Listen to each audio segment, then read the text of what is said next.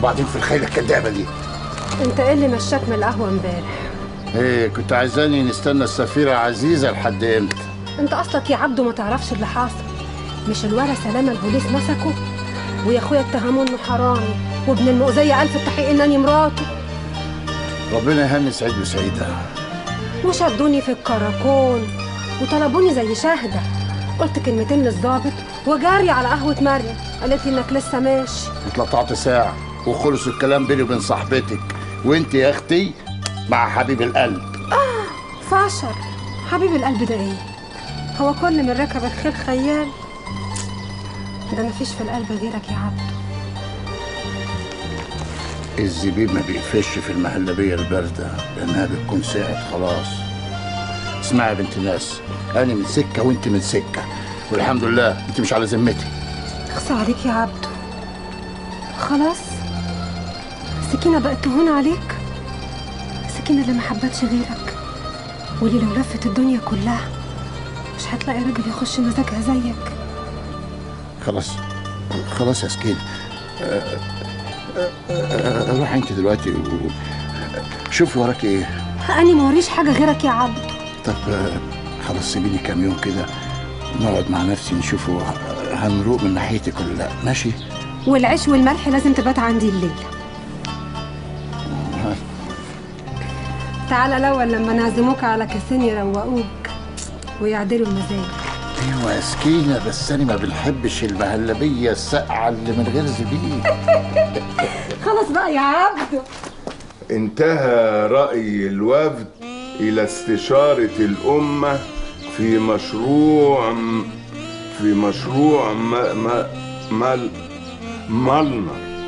فقد عهد الوفد الأربعة من أعضائه الذين اشتركوا في المفاوضة، وهم محمد محمود باشا وعبد اللطيف المكباتي بيه وعلي ماهر بيه، للسفر لمصر، على أن ينضم إليهم 3 من الأعضاء الذين كانوا في مصر، وهم مصطفى النحاس بيه والأستاذ ويسا واصف والدكتور حافظ عفيفي بيه، لكي يتولوا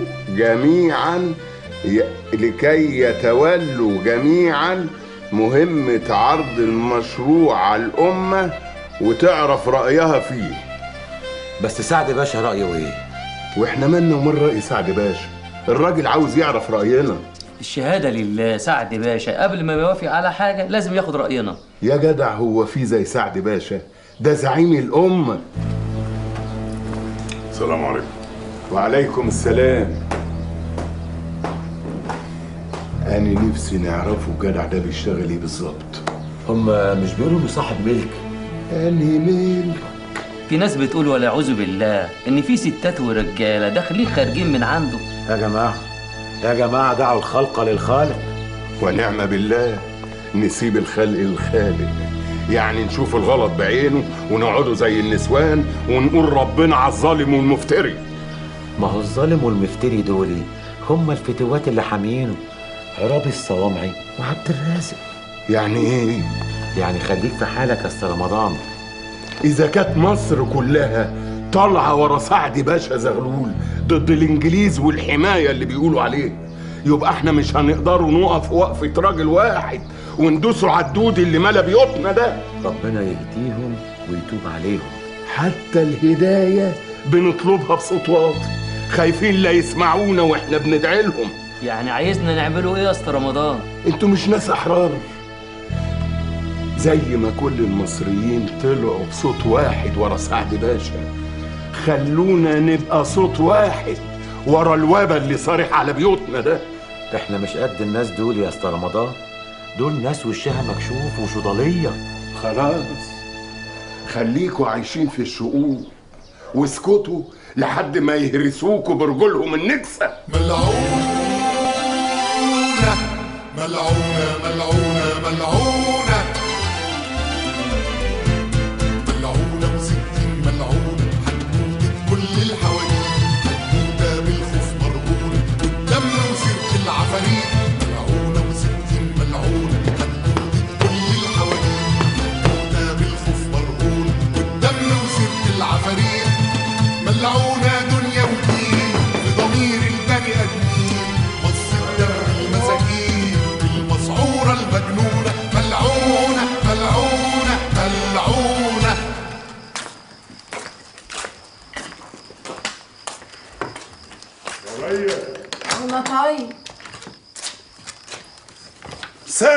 سنة عشان ما تفتحي.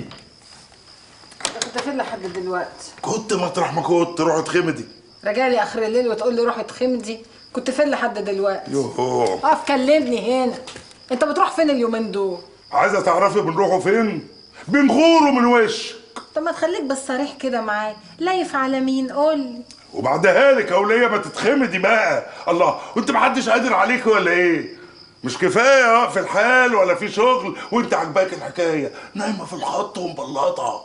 يا سلوة واستحلتها، كل ما نتكلم تاخدني في دوكه. ايوه، ما انت فاتحه لك جعوره. على ايه يا اختي؟ نسوان مين اللي هتعرفه؟ ايش ياخد الريح من البلاط؟ طب يلا يلا اقلع هدومك وتعالى اترزع. حاضر يا ريا، هنقلعه هدوم. ايوه هنقلعه هدوم، بس مش هنترزع. خلصتي الطابليه يا أسطى رمضان؟ طب يا اختي قولي عواف الاول. يوه ما خدتش بالي. ازيك يا فاطمه؟ لسه برضو ما فكرتيش يا سكينه؟ انت ايه حكايتك يا مار؟ ما تشوف مراتك يا أسطى رمضان. هي يا اخويا مش لاقيه نسوان يخدموا في البيوت غيري؟ ما تاخديش كلامها بصفة جد يا ست سكينة. يبقى هزار ماسخ. يوه، هو انا يا اختي كنا بنقولك على حاجه بطله لا سمح الله؟ ما ستات كتير وكويسين بيخدموا يا سكينه. شوف برضو رجعت تقول ايه تاني. انت يا اختي حد قالك اني خدمت في البيوت قبل كده؟ قولي لي يا ست سكينة، هو لا مؤاخذة سي حسب الله جوز اختك بيشتغل ايه؟ ما بيشتغلش. لا، امال عايش ازاي؟ ده بيلبس اخر قلاجة. راجل مقتدر ويحتكم على قرش. والقرش ده بيجي منين؟ نكونش غلطت في العنوان ودخلت الكراكون. انت يا اخويا هتقعد تحقق معايا على جوز اختي وتسيب الطبليه؟ انا عاوزه نعرف هتخلص الطبليه دي امتى، ولا ناخد العربون ونروح نعملها عند نجار تاني؟ يعني بنستغربوا الراجل ده حاطط نقره من نقر ليه؟ عنده حق. ما هو شايفك رايح جاي رايح جاي ولابس يا اخويا ومتقيف زي ولاد الزواج. يا ما قلت لك بلاش العنطزه الكدابه دي، ليهم حق الناس يسالوا ويتقصوا. عامل لي زي حلاوه الموسم اللي ما اشتري يتفرج. الله، هو عيب ان الواحد يبقى متقيف؟ لازم الواحد يبقى معفن عشان الناس يتبسطوا؟ الراجل ده ما تتكلمش معاه تاني وما تجيش يمته خالص.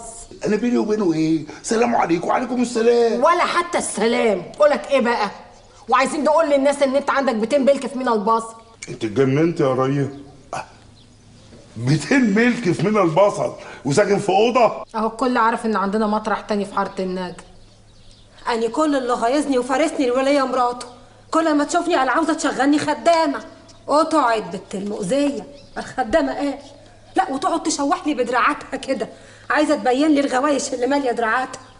شفتيهم يا ريا؟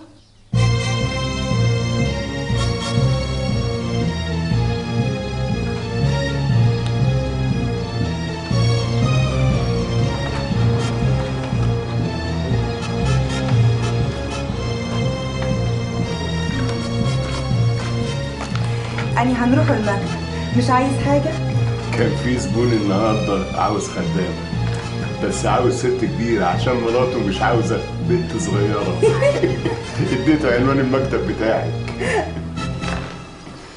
عواف يا أسطى رمضان. الله يعافيكي. اهدى يا فاطمه، واني بنقول ايه النور ده؟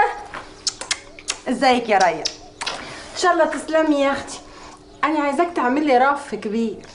تحت امرك.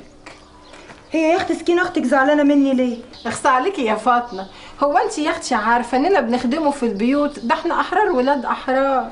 ده أني بدي نخدموها. أني كنت هنودوها بيت جماعة خواجات قرشهم حلو. ايوه عليكي، ما لقيتيش غير سكينه ده زعلها الباب مناخير. دول ناس مستغنيين. طب ده جوز الست ريا دلوقتي بيمشي من قدامي ما بيعبرنيش حتى بالسلام. يا اخويا ما بياخدش باله. معذور، السكان عاملين له مشاكل كتيره قوي في البيتين بتوعه.